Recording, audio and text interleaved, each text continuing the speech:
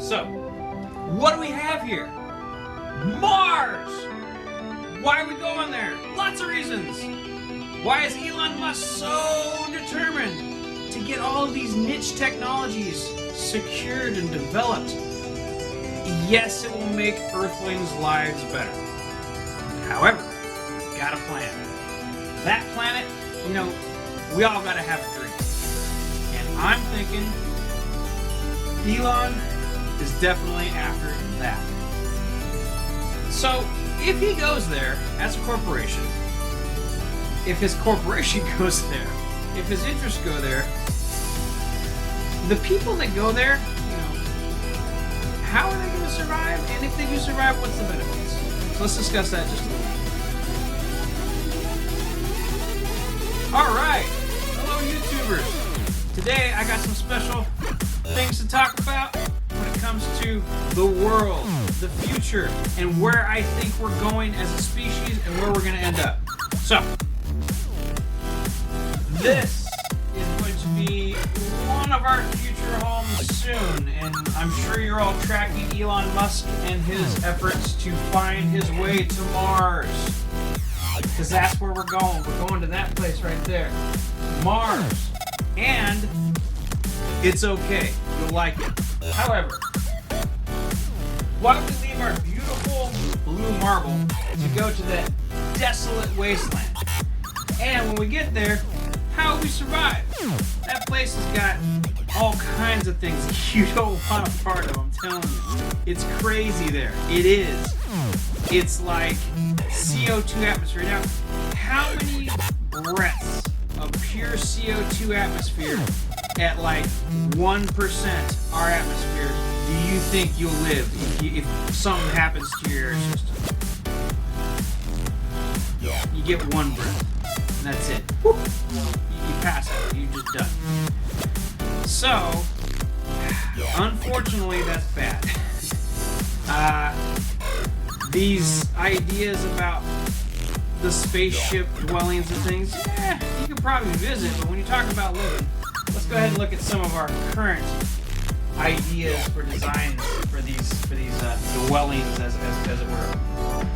Okay, so this is a typical science fiction. We have our lander. That's cool. We have our lander. We have our we built a silo with a geodesic dome roof. This is all surface. It's basically a surface garage. Our little rover that we brought with us. That's cool. And this is what this could happen. This right here, this area could happen. When you talk about long term, I don't see this as a long term option. Now, what if we sent one of those and inside there we packed a boring machine, a tunnel boring machine, and instead of relying on these types of structures long term, we use that boring machine to bore right into the side of that. Right in the side of that. But we can do that. I think that's a better option than trying to build these structures. We got all this radiation, we got CO2. We need to have something that's more structurally sound than these. These just don't make any sense. Could we still mount antennas and stuff off these rock structures? Oh, we'll put the antenna way up there. I think that'd be better. We get better range, and we'd be above that. I mean, there's just all kinds of reasons to not rely on what we can haul there to create our structure that we're going to live in. What if we sent one of those rockets up there, looks just like that, and instead of it being a boring machine on the inside, what if it was like filled with lightweight hatches that fit that boring machine perfectly? So now we can use the same type of rocket that we sent the boring machine in, and now we have a big stack of ultra lightweight hatches inside that rocket that fit the diameter of that boring machine perfectly, or rigid, and we can literally mount them in place, just hit a couple screws, and it soft seals to the boring wall, or to the bored out wall of the tunnel. Instant habitat. Perfectly sealed versus radiation versus everything. I think it's the way to go. Okay, now this is another artist conception where they were like, okay, well we can say this is like 10 trips to Mars, or 1, 2, 3, 4, 5, 6, 7, 8, 9, 10. That's what I'm trying to say. Each one of these things is a separate rocket to Mars. And look at the living space. Have you ever been in one of these things? It's like a porta potty in there. so tiny. We're not talking about 0 G's where you can float around in this little pod and use all that space. It's not like that at all. These are like literally a porta potty size in size. They are so small. And you can see, okay, well they've pulled dirt over and they mounted it over some type of structure here. Look, they're using like a plastic, urethane inflatable thing here, and they probably cover it with dirt or whatever. And oh, look over here, we've got a 3D printed arch structure. So that's a little bit better. Maybe that's what these are, and then there's just dirt over the top of them. Well, those are cute. Those are really, really cute, and we could probably maybe do those.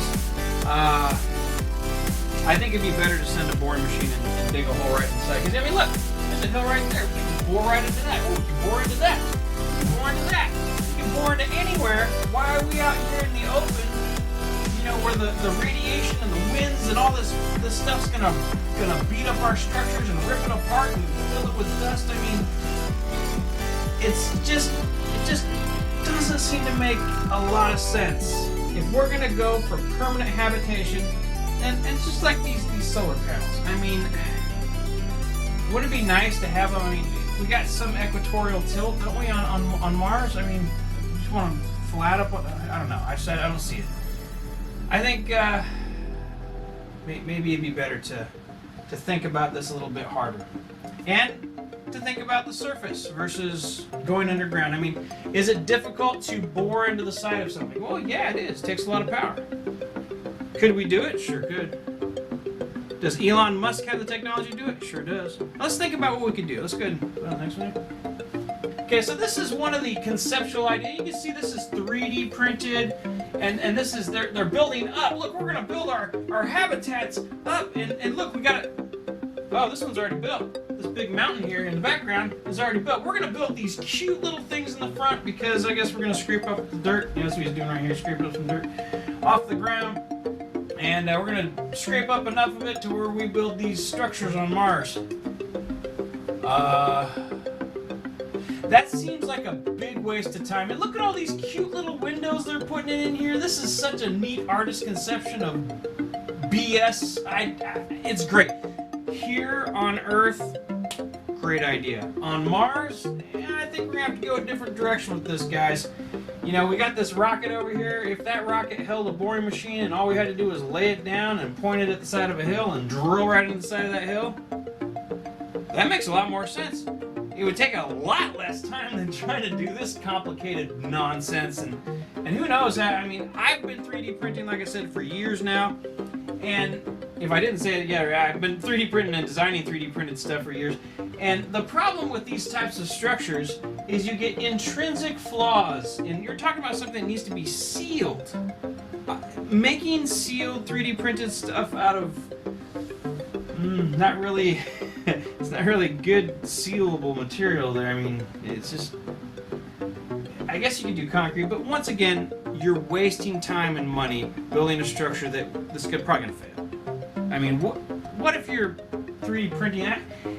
If you're a 3D printer out there, you know how many fails are you gonna get on a 3D printer before you get the right structure? 3, 4, 5, 10, 20? I remember one of my designs, before I actually got it printed to where I really, really liked it, it was like 40, 42. Separate start, stops, modeling, all these other things that you gotta do to make it work.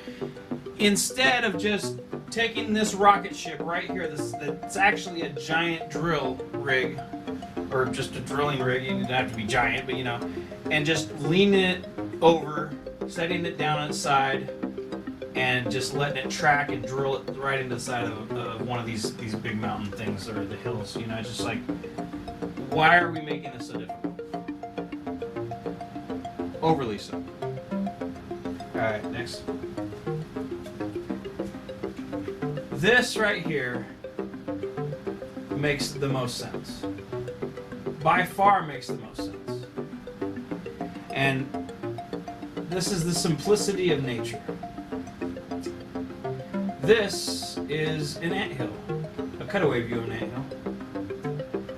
And you can see, looks like they built an old tree stump, but I just really wanted to look at these, chambers, subchambers, and all these things and access points. Could you do this to one of the hills on Mars? And of course the answer to that is yes. This is a really, really good example, and maybe the tree in this case represents a different type of material, but look, if you try, you can just drill right through it. Could you have the mound where your hollowed out stuff goes? Yeah, you just put it out there. What's nice is if you have this mound, that's why I use this picture, you have this mound of crunched up materials that you could deposit in specific areas of the mound. Like, okay, let's say down here you got this manganese or silicon or calcium or whatever material you're digging out of the underground area of Mars. And when you bring it up, you can just deposit it in different areas, and you would know where that was. So you have all the material sorted out on top to use it, to know where it is, to catalog it, to have samples, to know exactly where it is. And literally all the cuttings of the underground are going to be piled up on top. And you could even go so far as to use that to build your hangar for all of your stuff, to protect it from Mars' terrible dust storms and hard radiation, things like that. So, admittedly, we've had some machines up there that have been doing just fine for a while, but they were specifically designed, built out of some of the best materials we possibly could offer as humans to build them. So, let's go to the next one. And this is just one idea. Now, this is what they used to do. It's funny. We're gonna have to reach into our past, into our ancient past. We'll reach into the ancient past, and we will come up with this awesome idea on what we should do in Mars. Mars could look just like this too, where you have these tunneled out areas that you can dig pretty much as far as you want down. I mean, you got a whole planet, right?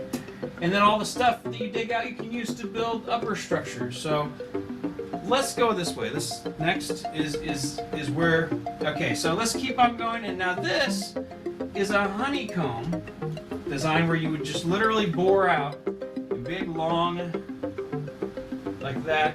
And make big long, like a big honeycomb, like a stack of mailboxes, or in this case, you ever seen one of those organizers where you can organize out your documents? Well, this is kind of like that, except for you could make big chambers like this. And I think doing something like this, and then of course you can use what you've cut out to build stuff on top. So it's gonna be domes. It's gonna be like interlocking domes. It's gonna look like a giant mausoleum. Isn't that what they're, mausoleum? Mosque. It's gonna look like a giant mosque. Dome. Yeah, mosque. Yeah, it's gonna look like a bunch of mosques, a bunch of domes. That's what it's gonna look like. So don't get me wrong. We can do it. We can go to Mars. Next slide. And we will find all this stuff. This is an actual picture of Mars all spread out so we can look at it. And I was looking at this myself, and I've done this before. I've looked at satellite imagery, and I've looked down stuff on Earth, and I've been able to positively identify mineral deposits. Just I'm sure they do it too, but I've personally gone out and mined and prospected and done that here on Earth and been very, very successful in my evaluations of different layers, tertiary layers, different things. The hills of South Dakota, different things like that. When you're looking for stuff, erosion patterns, California, all these different things. And identified mineral deposits all over the U.S., all over the world. And I look at Mars, and I look at the minerals that are there. If this is a true full-color photography,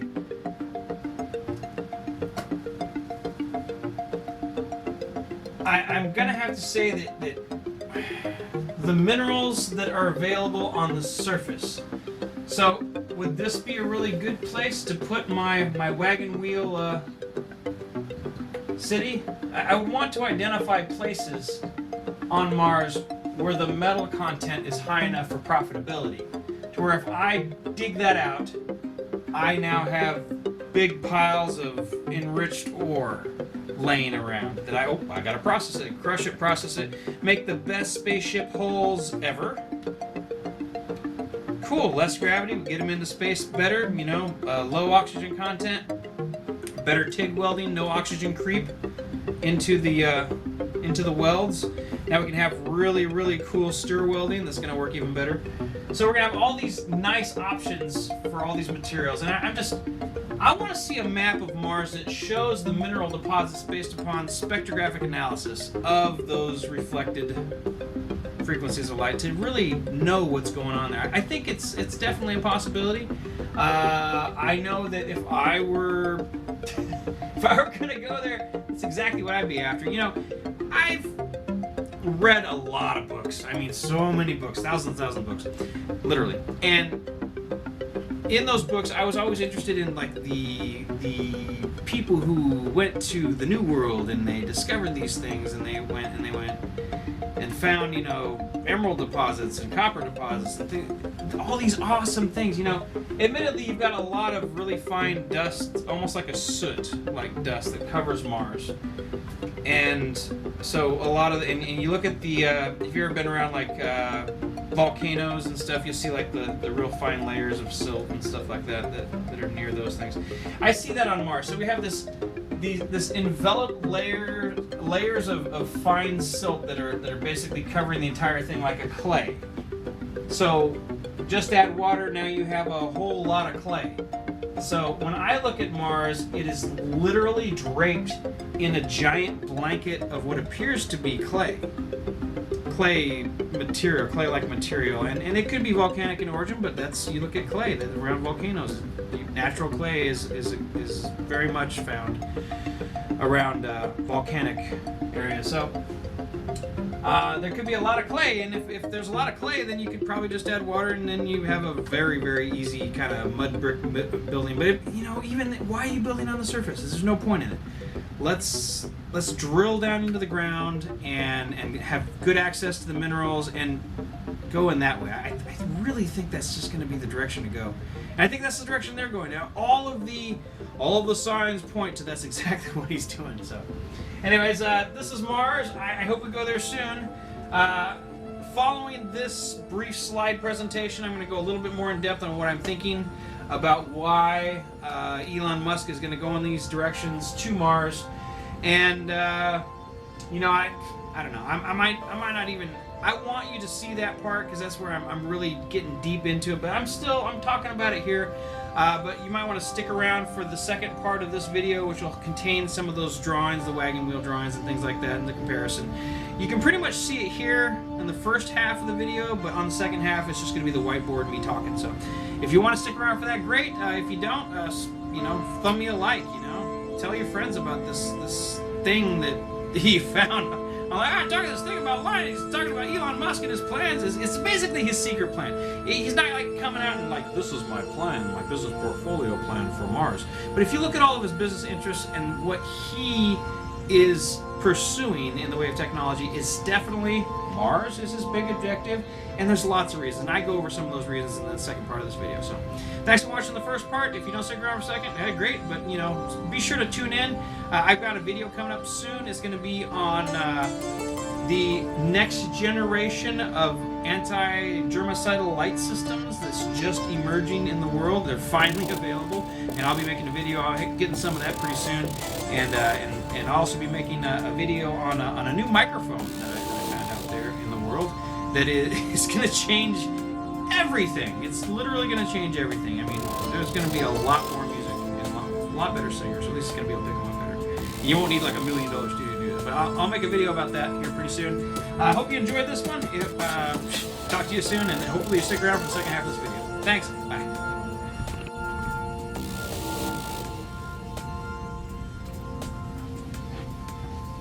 Hello YouTubers, long time no see. It's me, your host, Zio. And today I wanted to talk to you a little bit about Mars. In particular, what I have deduced as Elon Musk's grand plan for Mars. And it's very obvious, but I haven't seen any real media put the blocks together kind of coverage. So I'm going to go ahead and make a video based upon what I think is the most likely direction for Mars, and kind of fill in some blanks as to maybe some of the best ways to colonize Mars. Now, we think about Mars and all these dangerous things. A lot of these dangers that you and I probably are thinking are going to be what we should be fearing when it comes to Mars as a civilization that's being like done now with today's technology is the fact that paper thin hulls and that movie, The Martian. No, we're going to use plastic wrap and stuff to make our habitats out of, and that's just honestly the most ridiculous approach that I've ever seen. Because honestly, when I look at the plan for Mars, I see some definite, dedicated stuff that's going to happen. And why I think that is because I look at what Elon Musk has put his time, his resources, and his engineering departments into. Let's look at the most obvious one. Is it safe to live on the surface of Mars? No, it's not safe at all. Matter of fact, you've got a lot of reasons to not live on the surface of Mars. Radiation being one of those. So if you want to stop radiation, if you've studied that at all, the best thing that I've seen in documentation is dirt. You put dirt between you and those free radical little particles and it just stops it. And the more dirt you put between you and those particles, the better. Now, since Mars is missing that whole atmosphere thing and blocking all that stuff, you might want to just immediately go, okay, we're going to go underground. So let's look at what Elon has right now. He has the Boring Company. So what if you used, instead of sending habitat structures to Mars, what if you used the boring machines and you went into the ground and just went, and you just made a tunnel. Just a big long tunnel, and then you just put hatches on either end. Now you have a big long tunnel that is 100% super strong, made out of solid rock, and everything that you tunneled out of that tunnel is material, is something. If you chose to put that tunnel in the right location at Mars, everything that you just hollowed out, you can go through it. You can pick out the minerals. You can pick out the iron. You can pick out all this stuff that came out of that tunnel.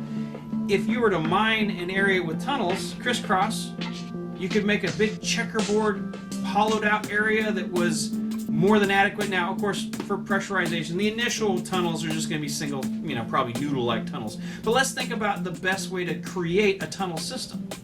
Well, we could copy the ants. The ants go down and they create sub-chambers off the main chamber. We could do that with the boring. I'm sure what I would do if I was Elon, and what I see him doing, is you'd have boring machines of different sizes. Well, this one's a hallway bore, and this one's a vehicle bore, and this one is this one's that. You can make all these different bores and things to drill with. Because everything you drill out, you can use.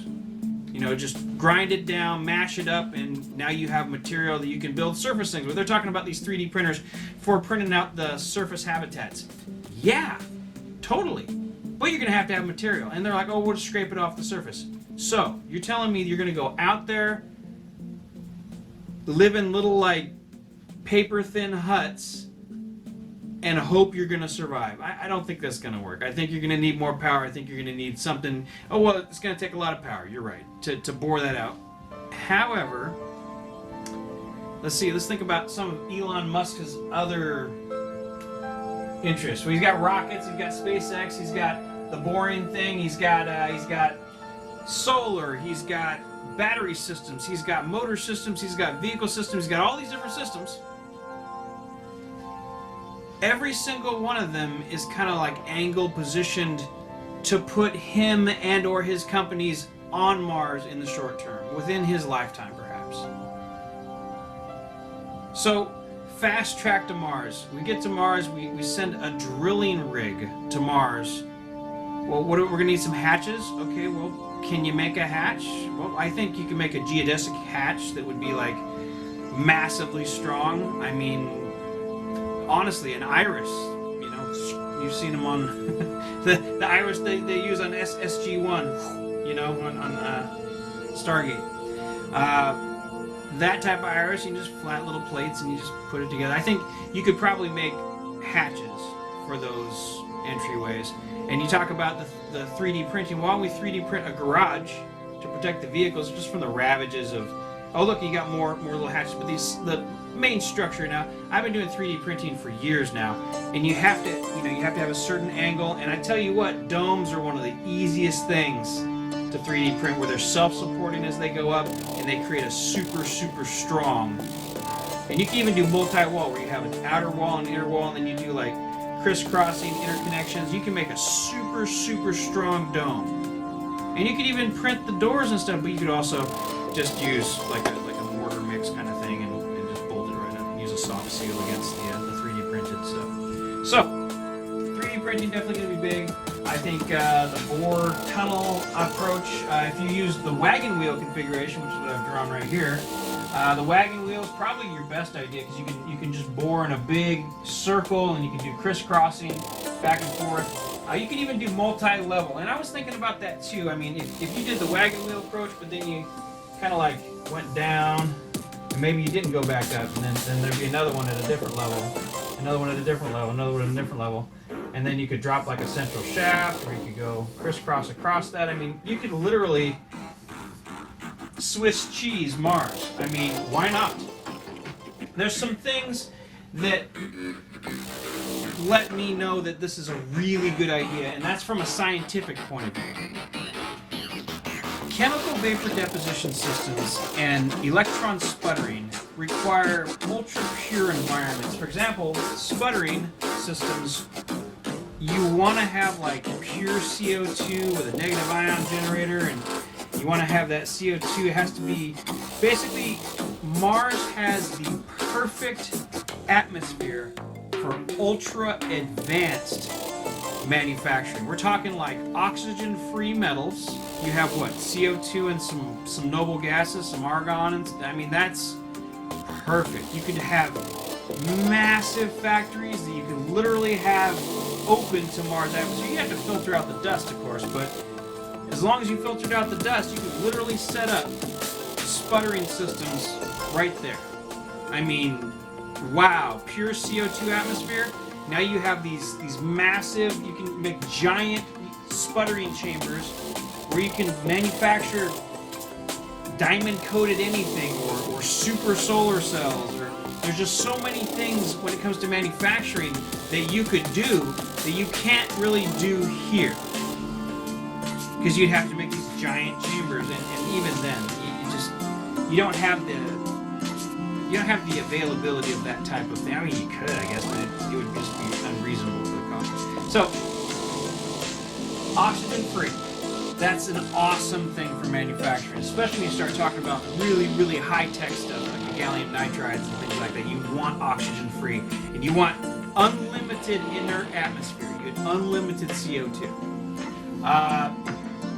Honestly, one of the main reasons that I would want to go to Mars as a corporation, or as a super scientist, or even as a country, I mean, that's the other thing I was thinking about too. These bored out tunnel complexes with hatches and stuff, how much could you charge a country to have one of these turnkey complexes with them all bored out and sealed up and electrically powered and just everything except for maybe water? But maybe you can get water too. I mean, we got CO2 as the atmosphere. Admittedly, it's very little atmosphere, but you have CO2. You could get the O out of that. Get yourself some free carbon too. So when I look at this right here, what I'm seeing is turnkey, bored out cities with vehicles, for a price. Everything's for a price. But countries have that kind of money. So if he's going all pretty much private with the SpaceX and the Tesla and all that, that portfolio of all these products, these turnkey, bored out cities underground in Mars. And how much space is there underground? Well, you don't really have to go that deep. And cutting those holes down there, I'm sure they could do it. Way easier than they could haul a bunch of stuff there. So you need a boring machine, you need a pretty big power source for it. But he has, what, unlimited solar?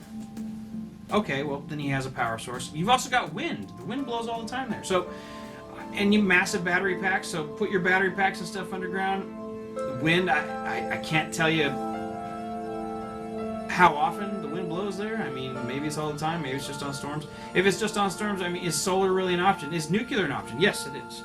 Because Mars has no rules. There are no laws on Mars. None. That means you can pretty much do whatever you want in the way of manufacturing. Now, you wouldn't want to spoil your environment, but what is your environment? Your environment is uninhabitable on the surface. You cannot survive just walking around on the surface. This idea of terraforming, ridiculous. You're going to have to go underground, and it's going to be bored out. So boring is going to be the way to go. 100% certain. That is, when you weigh up the money that's going to go into that, yeah, you could put a few capsules down, you can put a few rovers down, you can do all this stuff. But when it comes to living there long term and making a profit, you're going to have to dig it out. So where you put these cities is really important. You're going to have to do what they've already done. A spectrographic analysis of the entire planet and determine where the best place to put these bored out cities are. And you're going to have to do test holes. You're going to have to drill test holes all over the planet. Or use, I mean, since we're looking for iron, obviously, you know, you can make like the best spaceship holes, the best ingots of oxygen-free iron, or steels, and just you can make all this weird stuff because you got that inert atmosphere to make it in. But you don't have that. If you put these in the right places across Mars, you can use the stuff that you dig out to pay for everything that's there if you went about it the right way. 3D printing garages on top. Okay, what do you want? You want to make products that generate money, materials, CVD, carbon vapor deposition, and ultra pure metals. There's no rules on Mars. It's basically, Mars is a giant laboratory where you can do things that you can't do here. Okay, what else you got? You got low gravity. So we found in low Earth gravity that you can grow crystals.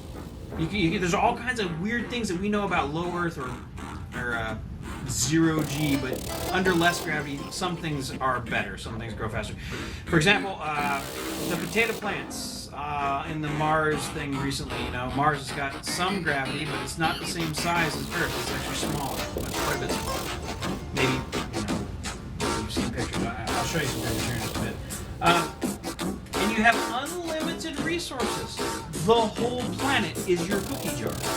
So you can literally go around. Now, I was playing a Mars simulator earlier today. Brand new one, it's not even really on the market yet. You can play the beta. It's called Occupy Mars. And it really got me thinking about what is Elon Musk's plan? And everything that he is investing in and going after. Admittedly, there's some media stuff. You know, the media supports the Cybertruck because it's cool and it's like, you know, futuristic. But this is what I see, and of course, you know, the boring machines, they can be run in different configurations. This is a segmented boring machine, which, you know, can go through the tunnels in any direction, probably go straight up if you wanted it to. Wheels on all the way around. I mean, there's just so many options when you have unlimited resources, pretty much unlimited money, and, you know, honestly, the U.S. is backing Tesla, backing Elon. Texas is backing Elon, so that's a big statement in this world, in this existence. On this planet, Texas is backing Elon Musk. California backing Elon Musk. The U.S. government backing Elon Musk. Australia backing Elon. Yeah, Australia has those peak power battery systems. You know, they pump them full of off-peak energy, and then they dump it out during peak periods when they need that power and they don't want to put other generating plants. I've read that those peak power plants, those giant batteries they put down there, have already paid for themselves. And we're talking like $40 million facilities, and they've already paid for themselves in like 2 years just by doing this peak energy swapping. You know, charging them on off peak and letting it go on peak, and you're making money hand over fist. So same type of technology applied in this type of realm where you can charge up with charging systems and deploy it. You know, I'm sure that it's a little bit different, of course, but you could have turnkey underground cities, turnkey underground complexes. Is it going to be military? Well, I'm sure the military probably wants to go out there and remember, there's no rules, so you can test just about anything. Not that they really need to test anything up there. I mean, there might even be some rules against military. You never know. I mean, do you really need guns on Mars? Well, you know, I'm sure they'll bring them. First trip, there'll probably be guns on Mars. You know, that's like guns on Mars. Is that going to be in the news? Yes, everything to do with Mars. Mars is going to be the biggest media coup of the future. It's going to take over the media. Everything that happens on Mars, every product, every person, everything they do on Mars is going to be broadcast back to Earth, and everybody will be watching. I mean, they watch rovers driving around in the dirt right now. So you can imagine when they're actually making something and they let it be known why they're there. Oh, we can make oxygen-free metals much as we want, you know, inert atmosphere. And then, you know, Mars has got tons of metals. You just need to dig them up. Oh, I guess that's why they're bringing the boring machines. And that's going to be a byproduct of making cities underground, is you're going to have all these materials, and you're just going to have piles of it. You have tailings, endless tailings that you can 3D print out of because they're already crunched up, and you can now process them a little bit further, and now you can 3D print stuff on the surface. So, big giant domes. Think like sealed domes, though. I mean, they keep putting windows and everything. Windows, not the best idea. Really, I don't see Windows as being a really great option. You can just use little sensors, drill a small hole, put a little camera in there, you can see outside just fine. Do you need that natural light? Not really. There's not much of it anyways. You know, it's pretty grim there, and you need to have a big, thick wall between you and the grim. So, that's where I think Elon's going. This is Elon Musk's plan for Mars, because it just makes sense. Put all the pieces together like Legos. Everything snaps together like Capsella, and you're like, huh, that's really cool. Well, he's going to take all of these things that he's invested in, and hopefully he has the time to put it all together and take himself and his companies and his interests to Mars, and make these huge underground cities with his giant boring machines and little boring machines. And I mean, what's the hobby boring machine? I mean, honestly, is how small of a boring machine can you send to Mars and start drilling? I think they should start in the next couple years, which is just, instead of sending something that's going to drive around on the dirt up top, why don't we just start test drilling, like immediately? Start sending probes there now that start drilling sites and figure out what's underneath, so we can find out where the best place to put these things. Don't mess around. Don't waste your time. You know, coronavirus is a great example of what can go wrong on this planet, and why the heck you'd want to get off, so that what goes on here doesn't just end you. Because it can happen.